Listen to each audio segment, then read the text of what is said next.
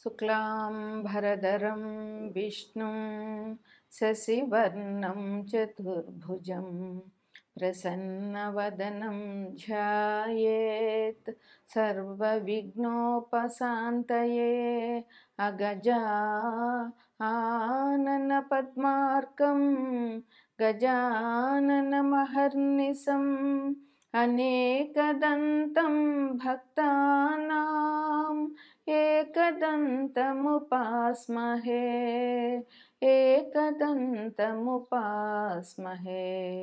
ఓం శ్రీ గణంజయాయ నమః. ఓం శ్రీ మాత్రే నమః. ఓం శ్రీ వాసుదేవాయ నమః. మనం డిసెంబర్ నెల మాస ఫలితాలు చెప్పుకోవాలి ఇప్పుడు. అయితే డిసెంబర్ నెల అంటే మనకి డిసెంబర్ 1వ తారీఖుతో అమావాస్య అయిపోతుంది. 2వ తారీఖు పాడ్యమి నుంచి మార్గశిర మాసం ప్రారంభం అవుతుంది. మార్గశిర మాసానికి కూడా చాలా ప్రత్యేకత ఉంది. మార్గశిర మాసంలో వచ్చే గురువారంని మనం లక్ష్మీవారం అని కూడా అంటాం.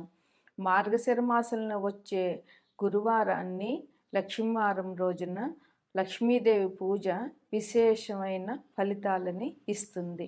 ఆ రోజు ఉదయమే లేచి తలస్నానం చేసి లక్ష్మీదేవిని పూజించాలి. అయితే లక్ష్మీదేవికి నేతితో దీపం పెట్టాలి. వంటలు కూడా నేతితోనే చేసుకోవాలి. అంటే నూనె పోపులు వేయకుండా నేతి పోపులు వేసుకుని నేతితోనే భోజనం చేయాలి. అట్లా చేసి లక్ష్మీదేవి వ్రత కథ ఉంటుంది. ఆ వ్రత కథను చదువుకుని అక్షింతలు వేసుకుంటే స్త్రీలకి చాలా మంచి జరుగుతుంది. ఇంట్లో ధనం నిలుస్తుంది. ధనం బాగా అభివృద్ధి చెందుతుంది. ఈ లక్ష్మీవారాలు మొదటి వారం పులగం నైవేద్యం పెట్టాలి. 2వ వారం పరమాన్నం, 3వ వారం ముద్ద కుడుములు, 4వ వారం క్షీరాన్నం నైవేద్యంగా పెట్టాలి అమ్మవారికి.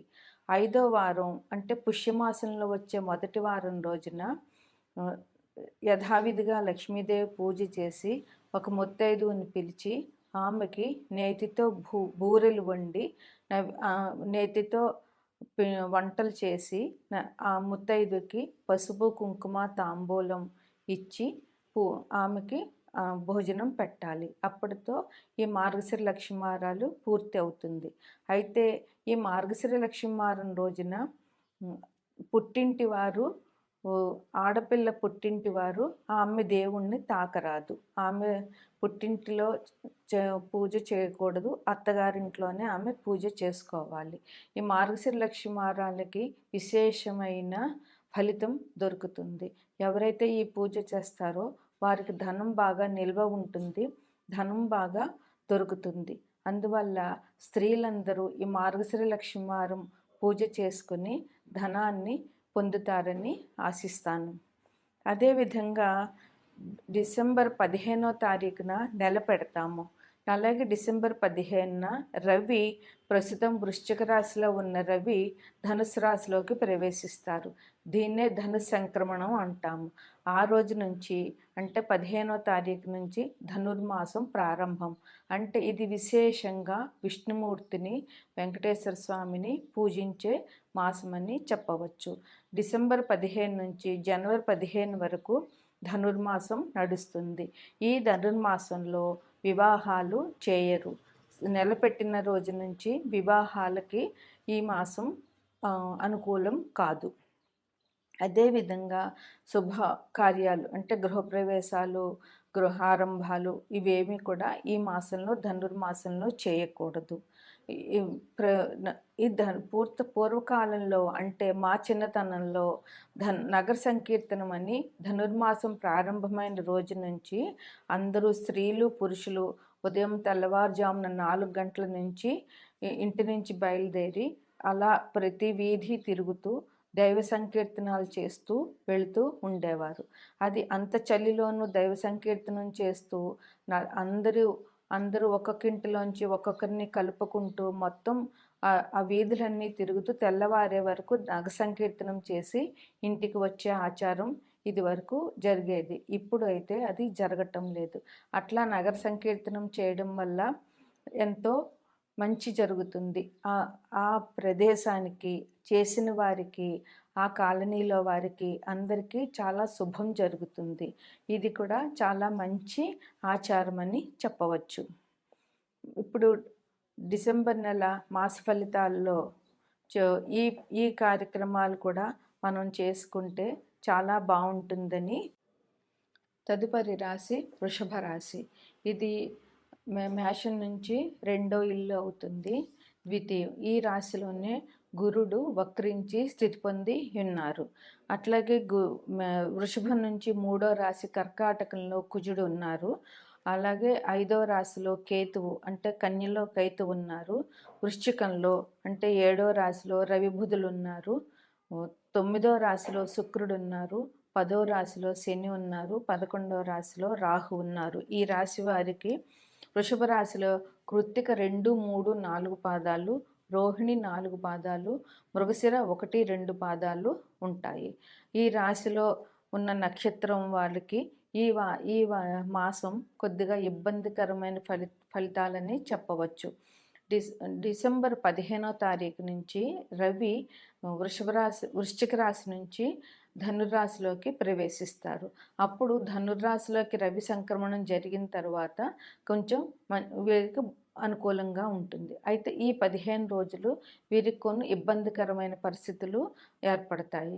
లగ్నంలోనే గురువు ఉన్నారు, అయితే ఆయన వక్రించి ఉన్నారు. అందువల్ల ఈ రాశివారు కొంచెం జాగ్రత్తగానే ఉండవలసిన అవసరం ఎంతైనా ఉంది. మాట్లాడేటప్పుడు, ఎదుటివారితో మాట్లాడేటప్పుడు కొంచెం జాగ్రత్తగా మాట్లాడాలి. చెడ్డ మాటలు మాట్లాడడము, కోపంగా మాట్లాడడము, చిరాకు పడడము ఇట్లాంటివి గురువు సహించలేరు.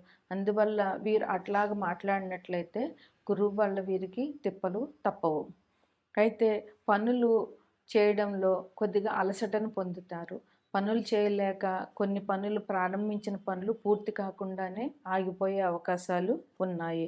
ప్రయాణాలు ఈ రాశి వారికి అస్సలు మంచిది కాదు. తప్పని పరిస్థితుల్లో ప్రయాణం చేయవలసి వస్తే కనుక వీరు ముందుగానే వాహనం మీద ప్రయాణం అయితే వాహనాలు ముందుగానే చెక్ చేసుకోవడము, అవి మంచిగా కండిషన్లో ఉన్నాయి అంటేనే ప్రయాణం చేయడం అన్నది వీళ్ళకి చాలా అవసరం. వీరు ప్రయాణం చేసేటప్పుడు కారు అయినా సరే, ఒక వెహికల్ అయినా సరే, ఒక వెల్లుల్లిపాయని దగ్గర పెట్టుకుని ప్రయాణం చేస్తే కనుక వీరికి ప్రయాణంలో వచ్చే ఇబ్బందులు తగ్గుతాయి. అంతేకాక అవసరమైన వరకే ప్రయాణం చేయడం మంచిది. సాధ్యమైనంత వరకు డిసెంబర్ 15వ తారీఖు లోపు వరకు ప్రయాణాలు చేయకుండా ఉంటే చాలా మంచిది.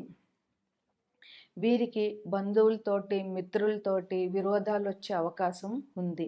అందువల్ల వీరు వారితో జాగ్రత్తగా మాట్లాడడము, సాధ్యమైనంత వరకు చిరునవ్వుతో ఉండడము, మాటలు తగ్గించడము చాలా మంచిది. ఎందువలనంటే విరోధాలు వచ్చినాయంటే బంధుత్వాలు చెడిపోతాయి, సహాయ సహకారాలు ఎవరి నుంచి వీరికి రావు.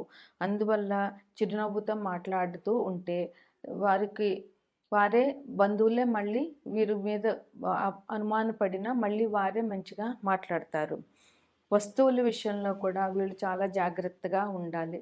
చోరీలు జరిగే అవకాశం ఉంది కనుక విలువైన వస్తువులని జాగ్రత్తగా భద్రపరచుకోవడము, ప్రయాణ సమయంలో విలువైన వస్తువులతో ప్రయాణాలు చేయకుండా ఉండడము ఈ రాశి వారికి ఈ మాసంలో ఎంతైనా అవసరం.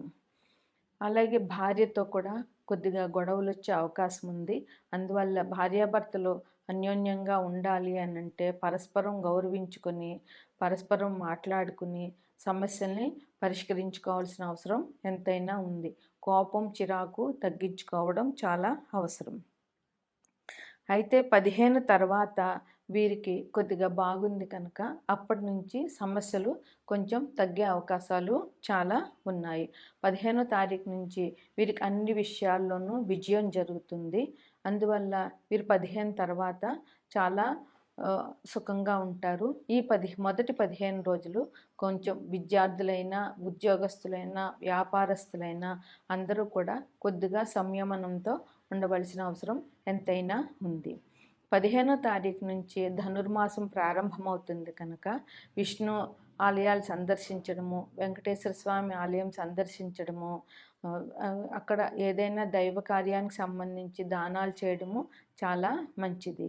ఈ మాసంలో మార్గశిర మాసంలో వచ్చే గురువారం నాడు లక్ష్మీ పూజ చేయడం వల్ల ధనం నిల్వ ఉంటుంది, ధనం బాగా దొరుకుతుంది. అంతేకాకుండా ఇప్పుడు వృషభ రాశి అంటే శుక్రుడి రాశి కనుక శుక్రుడు అమ్మవారిని సూచిస్తారు కనుక లలితా సహస్రనామాలు చదవడము, రాజరాజేశ్వరిని పూజించడము, అమ్మవారిని పూజించడము ఈ రాశి వారికి చెప్పుకోదగ్గ పరిహారాలు.